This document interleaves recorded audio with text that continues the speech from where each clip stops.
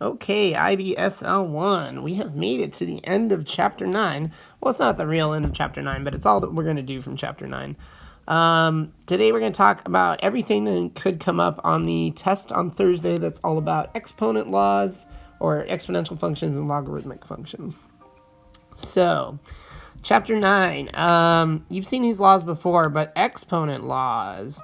Just remember, if you're multiplying between two things with the same base, that their exponents add together, so that multiplication turns into addition. If you're dividing between two, that it turns into subtraction between the powers. Remember, a negative power, you have to throw that in the basement and take the negative off of it. Power of a power, you end up multiplying those together. Anything to the 0 power is, of course, 1. That's anything except for 0. 0 to the 0 is not 1. That's undefined. And anytime you have a rational exponent, this can be written as some sort of nth root. Exponential functions. F of x equals a to the power of x. Remember that these are Superman graphs, that they look something like this. There's an asymptote, a horizontal one. They have Superman flying really close to the runway and really takes off after the y-axis. This point, if there's no shift, is 0, 1, which makes sense, because if you make this a 0, it turns into a 1. Know how to transform the Superman graphs the same way that we've been transforming all of our graphs. Log functions. They are the inverses of exponential functions. Remember that Superman turns into Mole Man when you flip it over that y equals x graph axis. So if I do a quick sketch, Superman would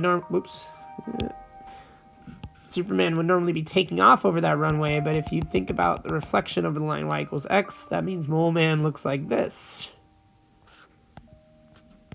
where this is the point 1, 0. They always have a vertical asymptote. It's usually the y-axis, unless some sort of transformation has happened. Know how to transform Mole Man. Know how to take a logarithmic expression and turn it into its equivalent exponential. The way I've been teaching you guys to do this is with the method called spiraling. Remember, it's like, base to the number on the other side equals the argument of the log. We also looked at some log laws. Notice that the multiplication can be broken apart into addition, the division can be broken apart into subtraction, and a power gets to come out front and be a multiplier. So powers turn into multiplication. Very similar to our exponent laws, that all those things are tied together.